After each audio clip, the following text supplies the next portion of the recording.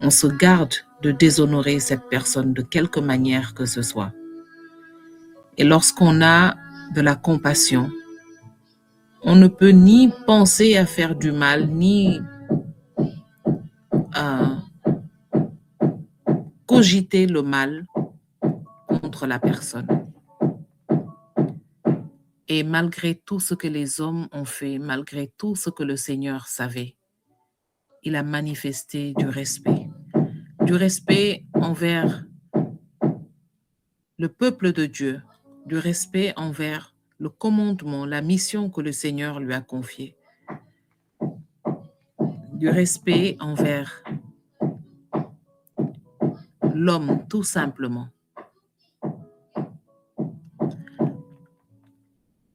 Et je pense que lorsque le Seigneur a montré cela au travers d'un souper où il a montré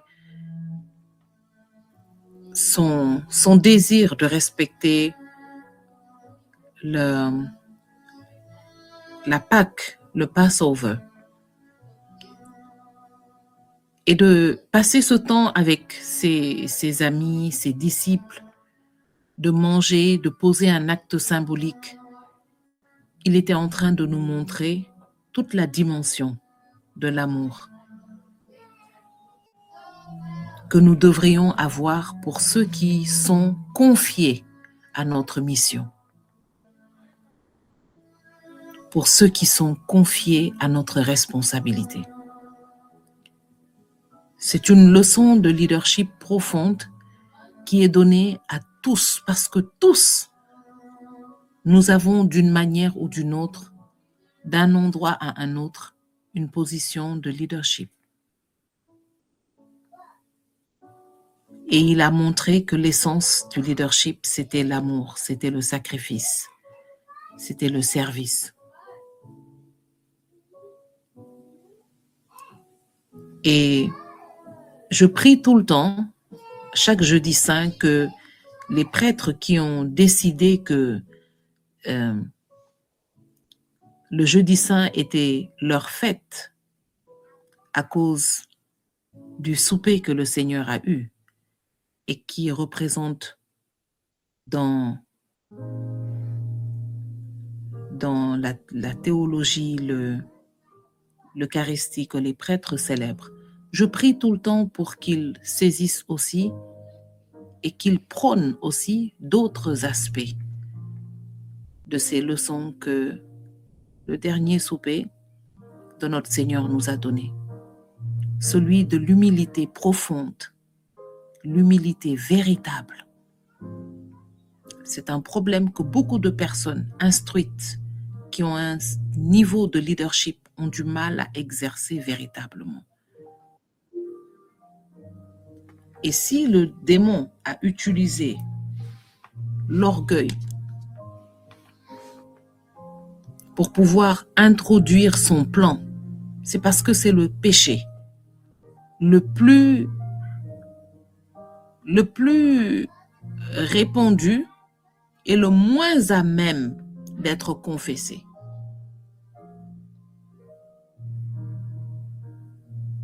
L'orgueil, je vais dire que c'est comme être derrière la caméra. Tout le monde te voit, mais toi, tu ne te vois pas.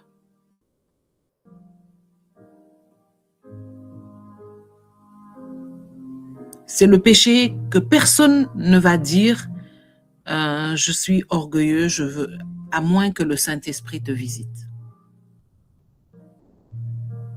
Il est extrêmement bien caché, il a la capacité de se justifier. Et pour moi, le dernier souper de notre Seigneur est la leçon du leadership, de l'humilité, du sacrifice, du service, de l'amour le plus authentique.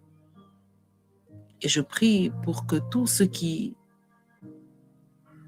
méditent ce passage, ce temps précieux de cette saison, puissent saisir cela, se l'approprier aussi et marcher chaque jour pour le manifester véritablement.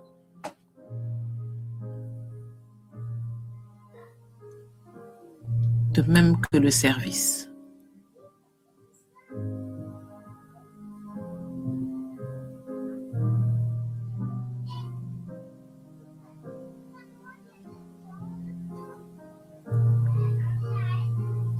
Merci Seigneur pour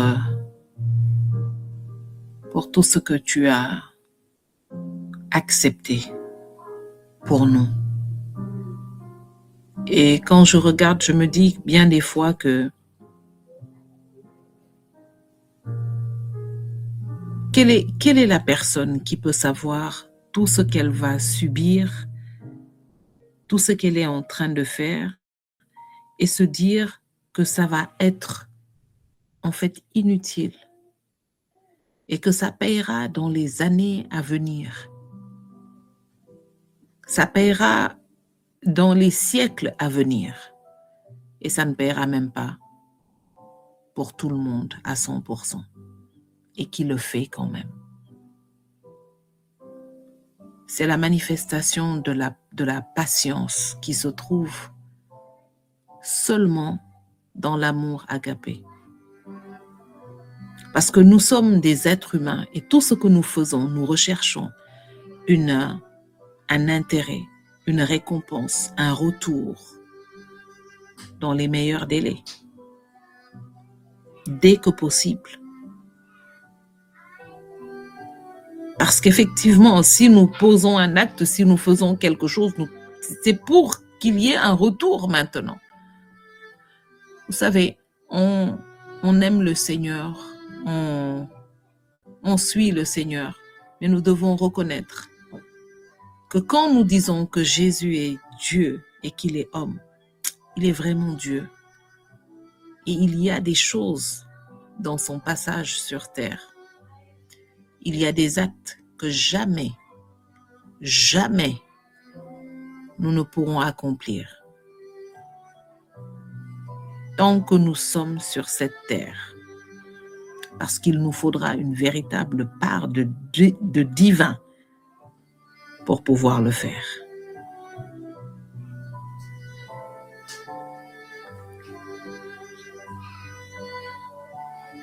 Et pourtant, le Seigneur nous a dit que ce qu'il a fait, nous pouvons le faire et nous pouvons faire plus.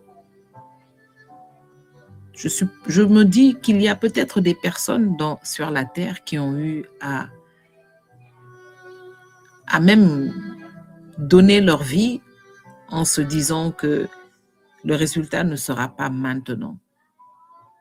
Mais je suis sûre qu'il n'y a pas 1000 noms, si c'était le cas, qui nous viennent en tête tout de suite.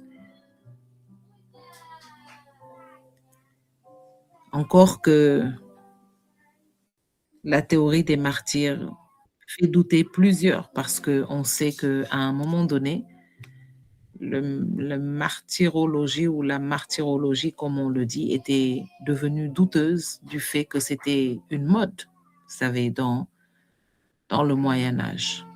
C'était une mode, c'était la plus belle façon de mourir.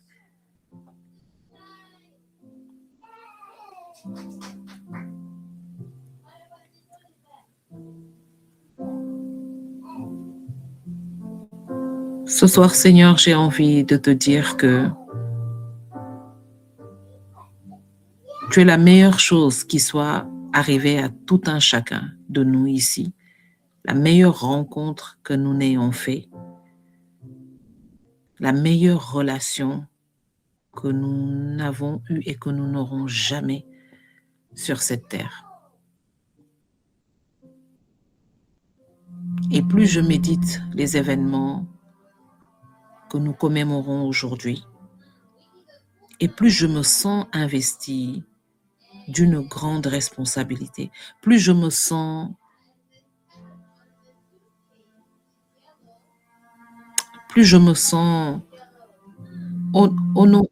honorée ou dans un désir d'honorer le Seigneur parce qu'il m'a honorée.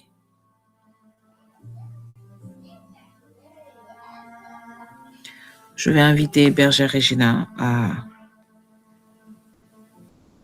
nous conduire dans un temps de prière. Et après, ce sera au tour d'Alain et Chris et Alfred. Nous allons élever des prières pour tout ce que le Saint-Esprit mettra dans notre esprit en ce soir, au nom de Jésus.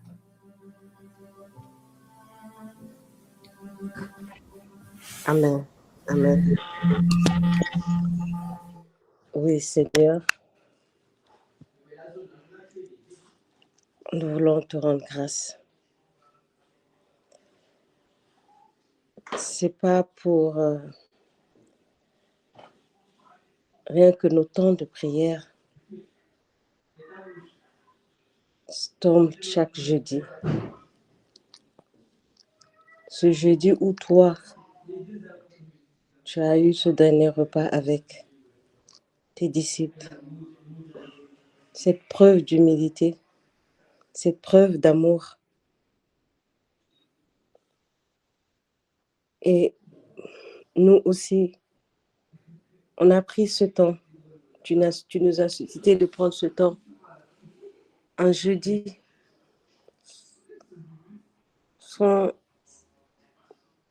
pour venir intercéder pour nos frères et sœurs par compassion, par amour pour nos frères et sœurs, dans toute humilité. Seigneur, c'est pas pour rien. Et à chaque fois que nous prenons ce temps, c'est avec beaucoup d'amour, beaucoup de satisfaction après, car nous avons partagé quelque chose. Nous partageons toujours quelque chose de merveilleux dans ta présence chaque jeudi. Et aujourd'hui, je vais encore élever la voix pour te dire, Seigneur, merci. Merci pour cet amour. Cet amour que tu as donné à chaque personne ici connectée. Dans des moments difficiles, tu nous as fait rappeler que tu es là avec nous. Que tu as tout combattu pour nous. Que tu as tout pris sur toi. Tu nous donnes cette assurance, Seigneur, d'être en paix, de marcher avec confiance avec toi. Seigneur, je n'ai pas de mots. Depuis ce matin, je méditais pour ces 3 jours à venir. Et je me rends compte que ton amour est au-dessus de tout. Et cet amour n'a pas de prix. Et cet amour, c'est cet amour qui guérit. C'est cet amour qui souffre. Cet amour que nous partageons entre nous. Quelquefois juste par un regard, par un sourire. Seigneur, nous voulons ce soir encore venir à toi et te dire, tu es tout pour nous. Tu es tout pour nous, Seigneur.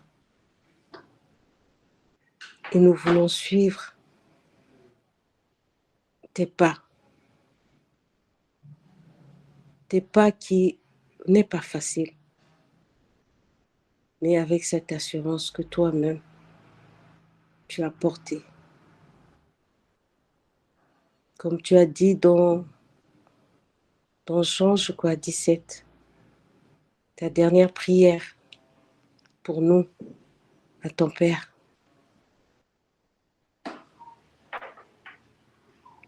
Que tu fais un avec lui, Seigneur Jésus, et tu fais un aussi avec nous. Et que toute ta mission, tu n'étais pas seul, il était avec toi. Et nous voulons encore, Seigneur, renouveler ce soir cette alliance avec toi.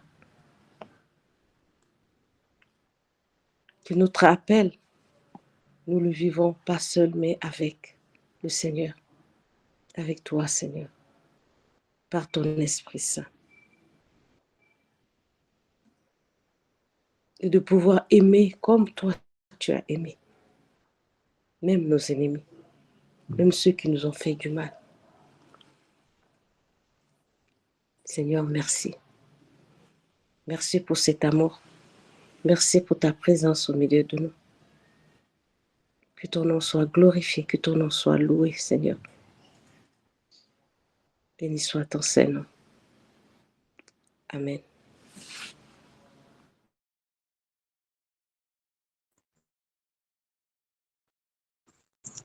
Amen. Amen. Merci Seigneur.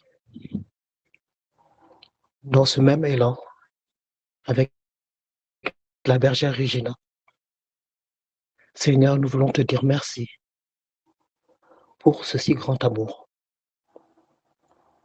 Merci Seigneur pour cette grâce.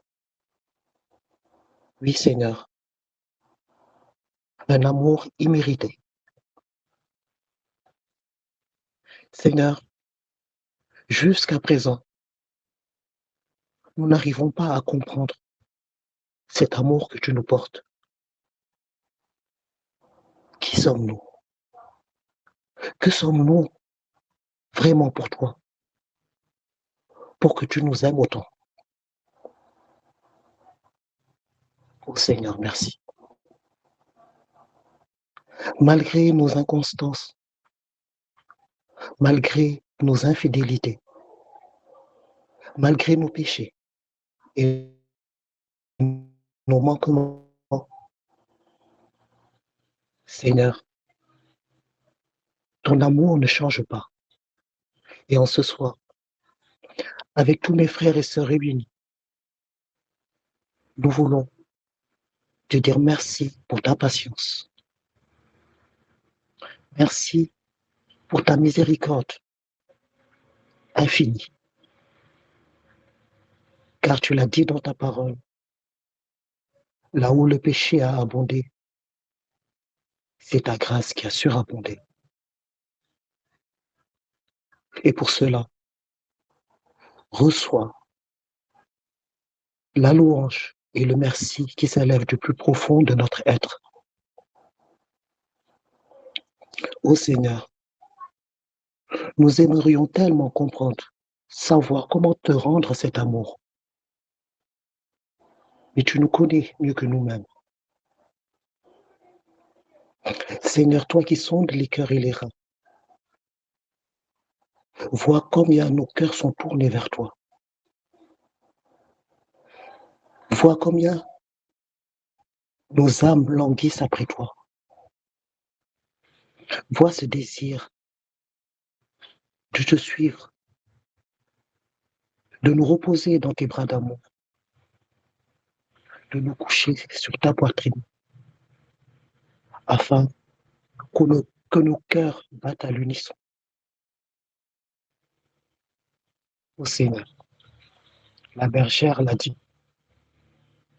les mots nous manquent pour exprimer ce que nous ressentons vraiment. Et toi qui vois tout, qui sais tout et qui ressens tout, nous te disons merci pour ta présence au milieu de nous. Merci pour le choix de nos vies. Oui, Seigneur, car tu as désiré notre existence.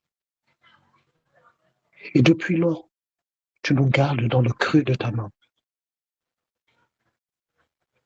Seigneur, merci pour le don de ton unique Fils, notre Seigneur et Sauveur Jésus-Christ,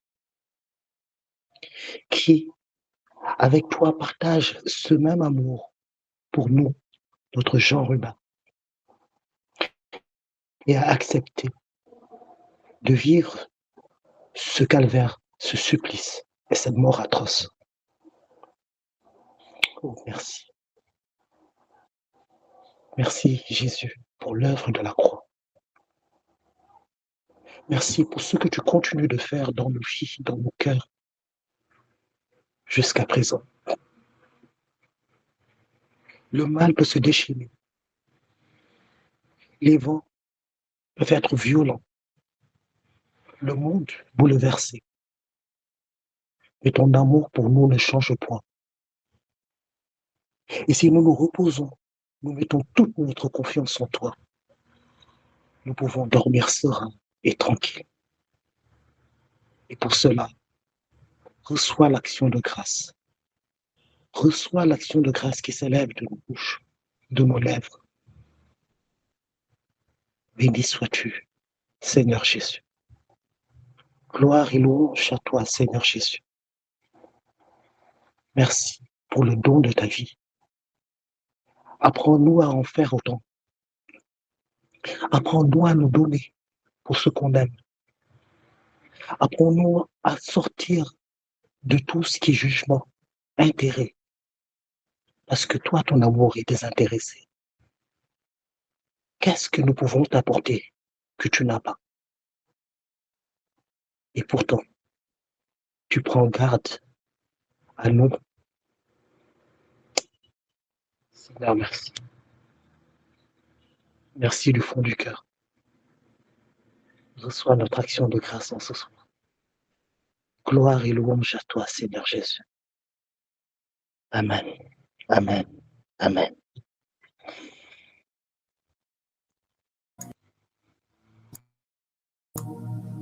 Chris, tu vas prier pour demander la grâce de l'humilité. Tous ceux qui sont en position de leadership, que le Seigneur leur donne de découvrir et de manifester la véritable humilité qui représente le royaume. Alfred, merci de prier pour tous ceux qui ont connu la trahison, toutes les personnes qui sont dans des positions de responsabilité et qui sont entourées de personnes qui œuvrent à leur propre destruction. Tous ceux qui ont été trahis par des personnes qu'ils ont nourries, qu'ils ont aimées, qu'ils ont respectées, qu'ils ont sauvées.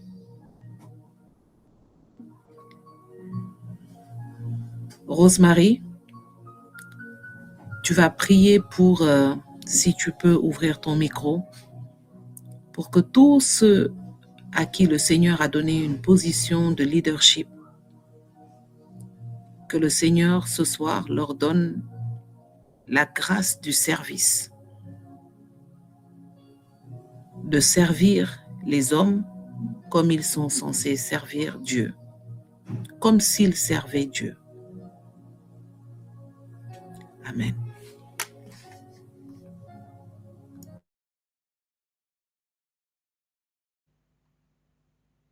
Seigneur, en ce soir où nous avons prié avec toi ce dernier repas,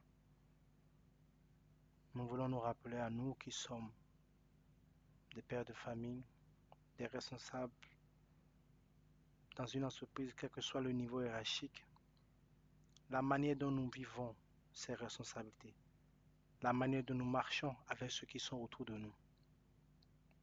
Oui, Seigneur, toi qui nous connais profondément, tu sais qu'au profond de nous résonne certains besoins pour la reconnaissance et pour l'affirmation de ce que l'on fait dans la vie, dans le travail que nous faisons. Et que bien de fois, toutes ces résonances éclipsent notre sens de l'humilité à côté de ceux qui sont plus petits que nous, plus faibles que nous, ou ceux qui ne voient pas, ceux qui n'ont pas eu accès à la connaissance ou au savoir que nous avons eu. Mais que ton esprit ce soir vienne nous rappeler à nous tous chacun qui sommes dans une position de leader, de responsable, une position où d'autres personnes autour de lui se trouvent, viennent demander de l'aide ou pour lequel nous représentons une figure, une autorité ou une aide, nous puissions avoir le courage de nous asseoir plus bas, même plus bas qu'eux. Lorsqu'ils sont debout, que nous nous asseyons par terre, comme des enfants qui viennent conseiller.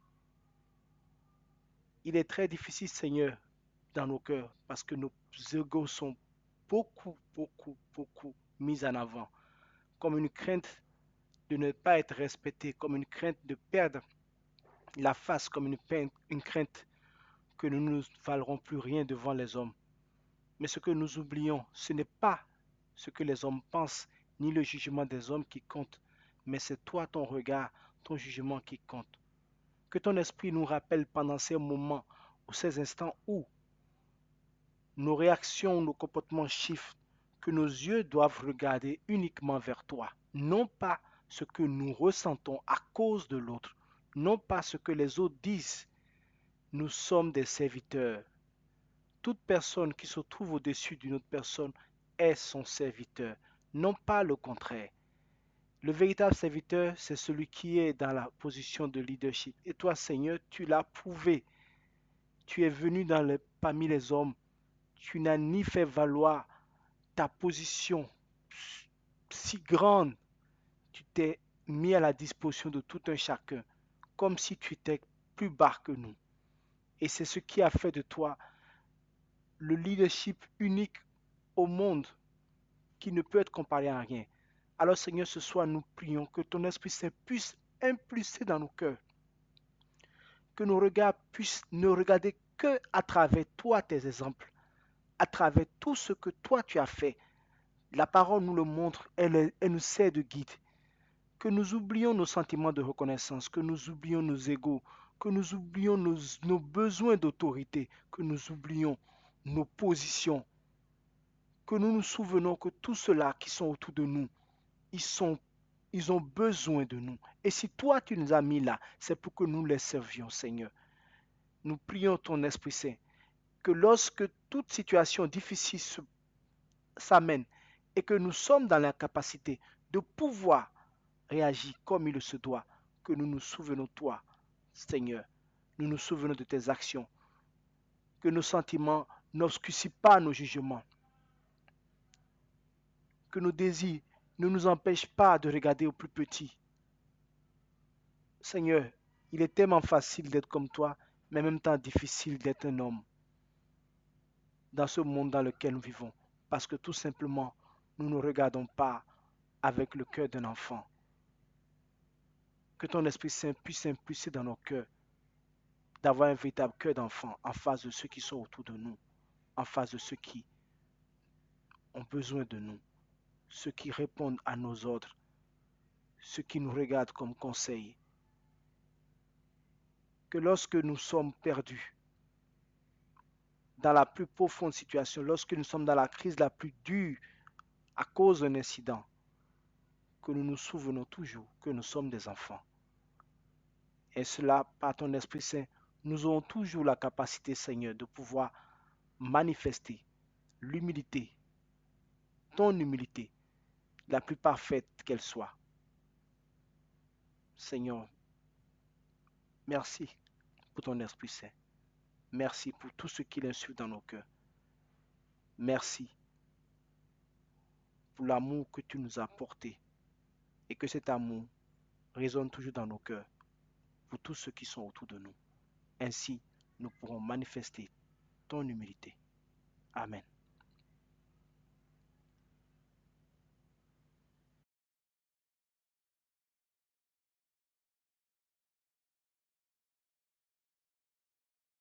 Alléluia.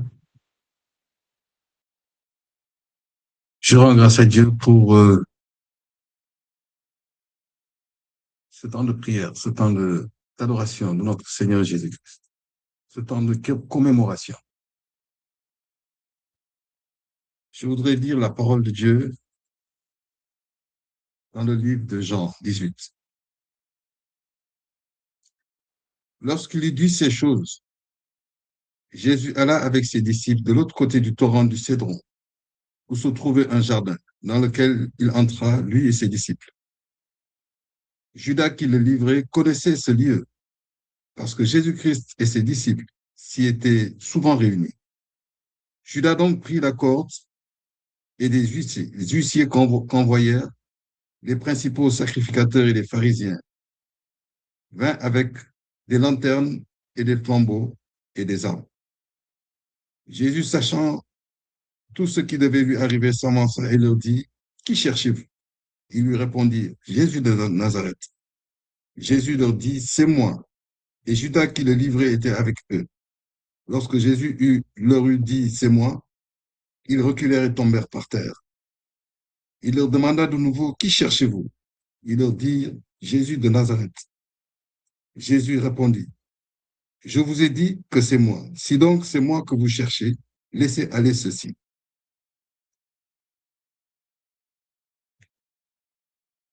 Je ne sais pas si, quand, je, quand Bergère Geneviève me demande de prier pour la trahison dans le lieu de travail, la trahison quand on est dans des postes de responsabilité, j'ai beaucoup d'émotions dans le cœur. J'ai beaucoup d'émotions parce que tout à l'heure, David Alain et Christ parlaient d'amour. Ce qui a mené Jésus-Christ à la croix, c'est l'amour et la trahison. Ces deux concepts qui sont opposés. Mais l'amour agapé,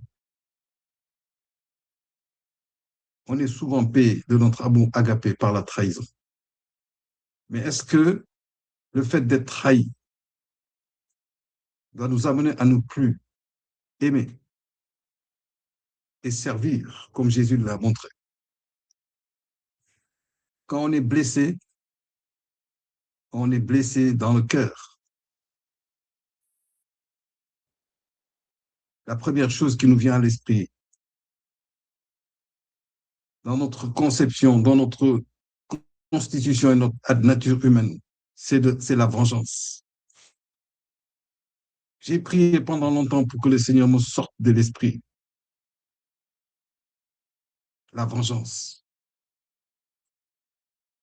J'ai même demandé à Dieu, mais pourquoi est-ce que tu ne veux pas me donner la possibilité de me venger?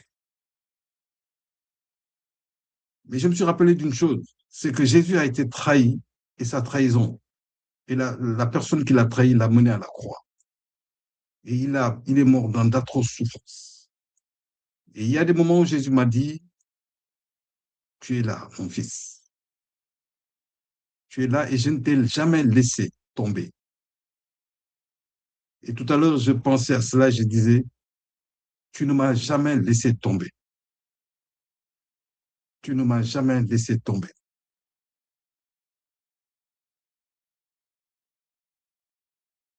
Et on se demande parfois pourquoi les personnes peuvent être animées, comme Judas. Il a mangé à la même table que Jésus. Il a reçu des responsabilités de la part de Jésus. Jésus lui a fait confiance et il l'a trahi. Et sa trahison l'a mené aussi à la mort.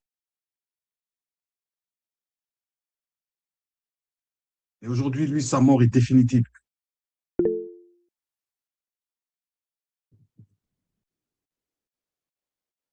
Et se rend grâce à Dieu. Comme le dit le psaume 23, en face de mes adversaires, tu induis ma tête et ma coupe déborde.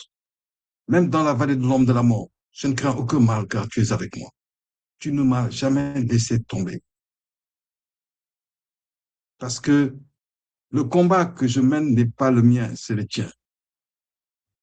Et au moment où je pensais que tu n'étais plus avec moi,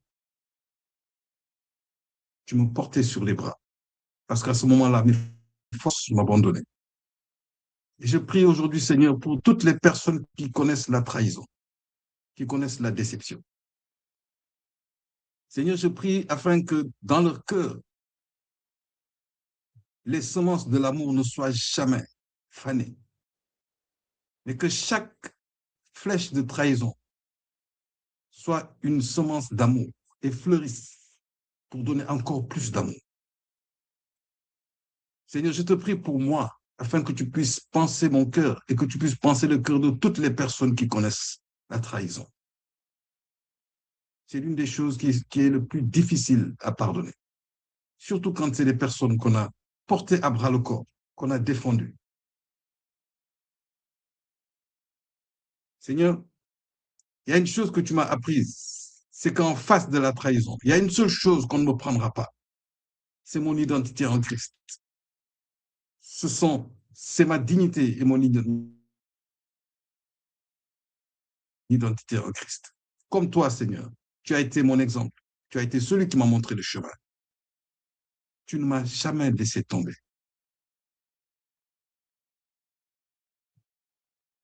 Et je te rends grâce, Seigneur, pour les personnes que tu es en train de relever. Je te rends grâce pour les personnes que tu prends par la main, que tu relèves des fosses de la trahison. Parce que toi, Seigneur,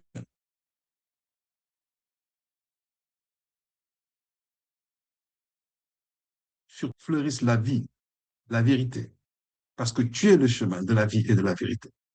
Vers qui irions-nous, Seigneur? Vers qui irions-nous? Seigneur, je te demande aujourd'hui, conformément à ce que tu nous as appris, d'aimer nos ennemis et de les bénir. Parce que nous n'avons pas le pouvoir de blanchir les cheveux de notre tête. Et tu fais pleuvoir sur les bons et sur les mauvais. Aujourd'hui, tu m'as montré, Seigneur, une chose, et je voudrais partager ce sentiment avec tous mes frères et sœurs qui ont connu cette douleur. Que chaque ennemi que tu places, chaque traître que tu places sur notre chemin, chaque méchant que tu places sur notre chemin est une marche qui nous permet de nous élever et de te servir, de témoigner de ta gloire et de ton amour. Et je te rends grâce, Seigneur. Et Bergère Geneviève m'a dit quelque chose un jour. Elle m'a dit, il faut qu'on demande à Dieu de nous aider à être indifférents en face de nos adversaires et de n'avoir de n'avoir les yeux portés que sur Jésus-Christ. Aujourd'hui, je lève les yeux vers le ciel et j'appelle à tous ceux qui sont blessés d'élever les yeux maintenant, de regarder notre Seigneur Jésus-Christ à la croix. Il a porté toutes nos douleurs. Et si nous sommes en train de regarder sa croix, c'est que nous allons sortir de ces douleurs. Parce que ces douleurs ont un temps de péremption. Alléluia. Seigneur, étends ta main maintenant sur toutes les personnes dans le cœur duquel tu as semé l'amour. Aide-les, Seigneur, à continuer à marcher sur le chemin que tu as tracé. Et qu'ils continuent à semer sur ce chemin un amour agapé que rien ne pourra détruire au nom de Jésus. Merci, Seigneur, pour le chemin que tu as tracé devant nous et que toute la gloire de notre cheminement te soit rendue. Amen.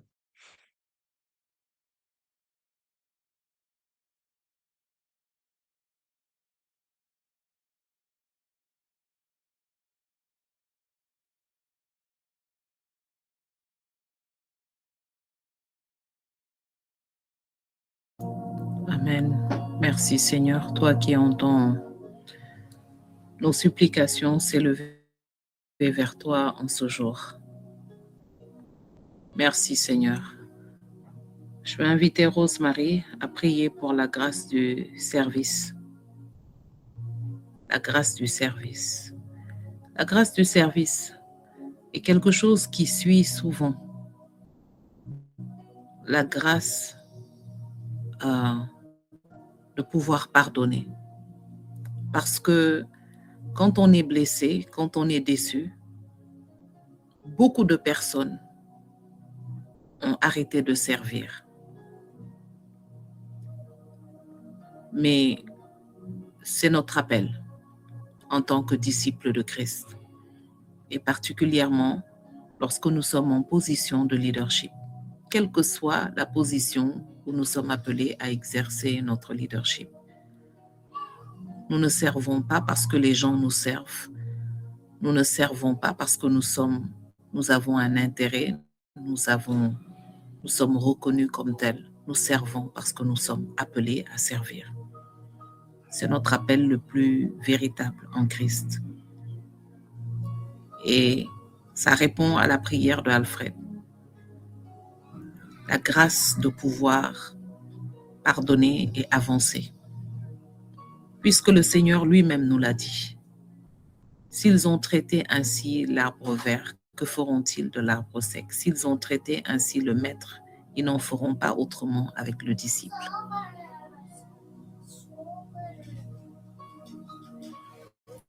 Alors, Rosemary, si tu as la possibilité d'ouvrir ton micro, merci de prier pour la grâce du service. Que le Seigneur nous donne ce discernement et nous donne la grâce d'exercer. Shalom, shalom. Que le nom de Dieu soit béni, soit exalté, soit magnifié encore en ce soir. D'un cœur uni, nous voulons encore demander au Seigneur qu'il nous donne cette grâce du service. Au moment de la messe, lorsque le prêtre faisait le lavement des pieds et qu'il nous rappelait que le Seigneur lui-même, le roi des rois, Dieu fait homme, s'est abaissé jusqu'à laver le pied de ses disciples. Et disait même à Pierre qui refusait, si tu ne te laisses pas faire, tu n'auras pas la part. Tu ne seras pas avec moi. Et cela nous rappelle combien nous tous, en tant qu'enfants de Dieu, qu'héritiers du Christ, nous sommes appelés à servir également à son image et comme lui. Mais Jésus, ton service est divin. Et nous voulons marcher à ta suite et être ses serviteurs selon ton cœur. Pouvoir servir nos frères et sœurs, nos bien-aimés, ce que tu mets sur notre chemin, comme tu l'as fait pour tes disciples et pour chacun avec qui tu as eu à passer ce temps que tu as côtoyé. Jésus, tu es le roi serviteur. Et en ce soir, nous te prions encore particulièrement. Mets en nous cette grâce du service. Mets en nous cette humilité à l'amour au service. Mets en nous de savoir que servir notre prochain est divin. Donne-nous de pouvoir te voir au travers de chacun, de ce que tu mettras dans notre chemin et auprès de nous également. Te servir est une joie. Servir l'autre est amour. Merci Seigneur. Et nous te demandons pardon pour chaque fois où nous n'avons pas pu te servir, où nous n'avons pas servi l'autre, où nous avons blessé l'autre qui nous attendait au service. Pardon. Mais que cette grâce du service ne nous fasse plus jamais défaut. Qu'elle nous remplisse entièrement et que nous ayons cette joie à te servir maintenant et pour toujours. Que le service soit quelque chose qui nous est agréable et que nos services également nous soient agréables pour les siècles des siècles. Amen. Béni sois-tu, Seigneur.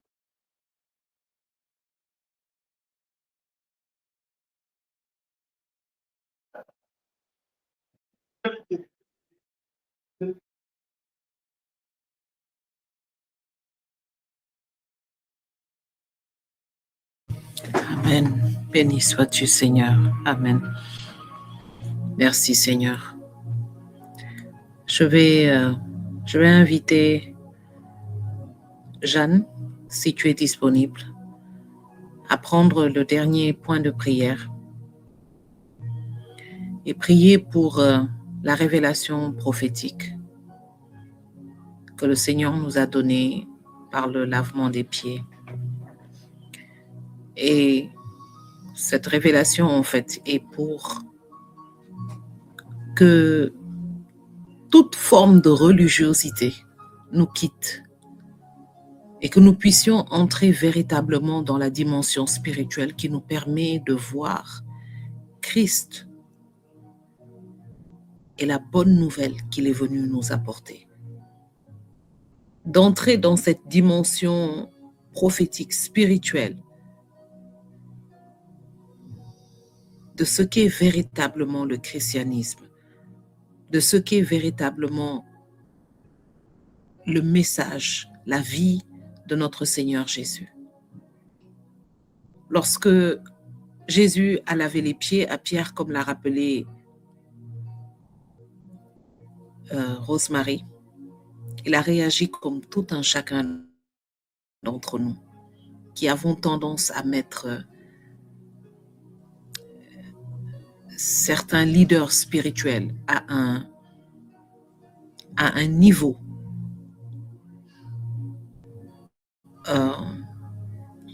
ce n'est pas pour dire que nous ne devons pas les respecter et que nous ne devons pas, mais nous devons le faire. Certes, nous devons les respecter, certes, mais nous devons marcher dans une dimension spirituelle et pas dans la dimension de la religiosité qui nous pousse à marcher dans, et que ce soit dans toutes les confessions chrétiennes, qui nous pousse à entrer dans la religiosité, des rites, des dogmes, des règles humaines. Et nous avons tendance à réagir comme Pierre. Et parfois, nous pouvons le faire jusqu'à rejeter même ce qui vient véritablement de Dieu, jusqu'à poser un jugement sélectif, jusqu'à rejeter, jusqu'à bannir ce qui vient véritablement de Dieu. Pourquoi? Parce que nous sommes habitués à une règle que nous-mêmes les hommes avons posée sans discerner la direction de l'esprit, par impulsivité ou par habitude ou par simple rituel ou par simple culture.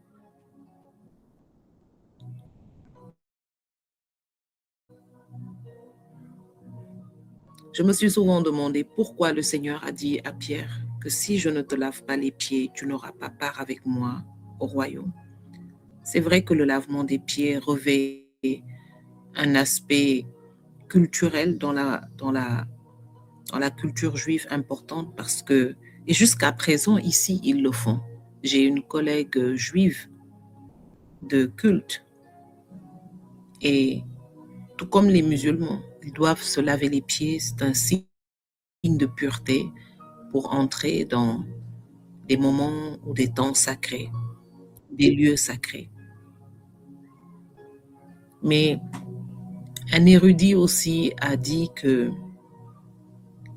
le lavage des pieds, en fait, a une signification spirituelle profonde. Parce qu'il était écrit que le premier homme serait blessé au talon. Et en enlevant, en pensant, en lavant cette blessure, le Seigneur nous permettait en fait de pouvoir poser un nouveau pas. Le pas de l'homme nouveau. Le pas de l'homme lavé de sa blessure, de sa marque de faiblesse, de sa marque de défaite. Seigneur, donne-nous de marcher dans le discernement véritable de tes œuvres, de la puissance et de la profondeur de ta bonne nouvelle. Jeanne, si tu es disponible, merci de prier pour la dimension spirituelle.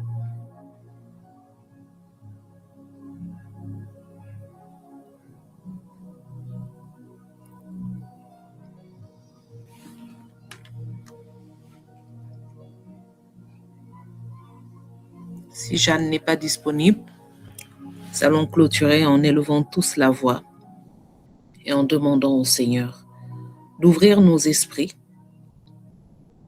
d'ouvrir nos cœurs afin que l'homme naturel ne vienne entraver en rien ce qu'il a prévu dans ce monde en nous y emmenant, ce qu'il a prévu en nous appelant à lui, en faisant de nous ses enfants, en nous rachetant et en nous scellant de nouveau à son amour par le sang de Jésus qui a coulé à la croix. Que rien de l'homme naturel en nous, que toutes les faiblesses de l'homme naturel en nous ne puissent pas entraver la mission si grande, si importante qu'il a menée à la croix, qu'il a menée à s'abaisser comme un serviteur, afin que le programme de Dieu puisse s'accomplir pour notre âme, pour notre esprit, pour l'humanité. Père, je prie ce soir pour que tu nous donnes toujours cette dimension spirituelle au-dessus de la dimension naturelle, qui nous permet de saisir ta présence, qui nous permet de saisir ton message, qui nous permet de saisir, Seigneur, ta présence, ta parole, celle qui nous fait sourire quand l'ennemi s'attend à ce que nous nous écroulions, celle qui nous donne de marcher dans l'audace et dans l'assurance lorsque tout autour de nous semble être disposé pour nous faire marcher dans la défaite. Seigneur, donne-nous cette dimension qui nous fait marcher dans la confiance, qui nous fait marcher dans l'honneur, qui nous fait marcher dans la paix, même lorsque l'ennemi s'acharne, dispose hommes et circonstances pour nous emmener dans la récrimination, pour nous emmener dans le drame, dans la détresse. Donne-nous de marcher, Seigneur, par la foi, par la puissance de notre dimension spirituelle, et non de marcher par la vue et par nos sens. Nous te le demandons au nom de Jésus-Christ, parce qu'il est écrit que l'homme spirituel est supérieur à l'homme naturel. Donne-nous, Seigneur, de manifester cette dimension. Donne-nous d'entrer, Seigneur, dans ce jour profond de méditation qui est le vendredi saint, et de n'être distrait, Seigneur, par rien que par le son de la voix de ton esprit.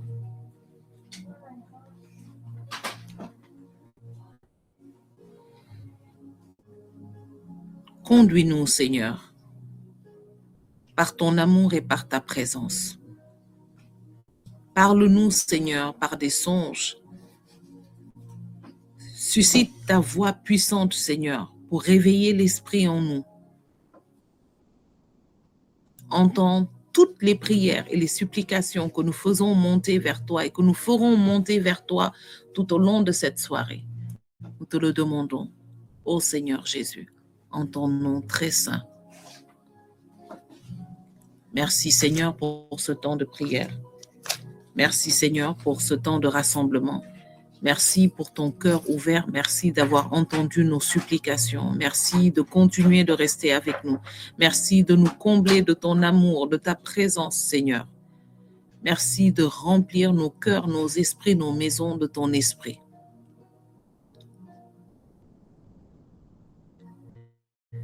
Que le nom du Seigneur soit béni. Nous souhaitons à tous une bonne montée vers Pâques, une bonne célébration de Pâques. Et nous nous disons à jeudi prochain avec la grâce de Dieu pour célébrer encore cet événement.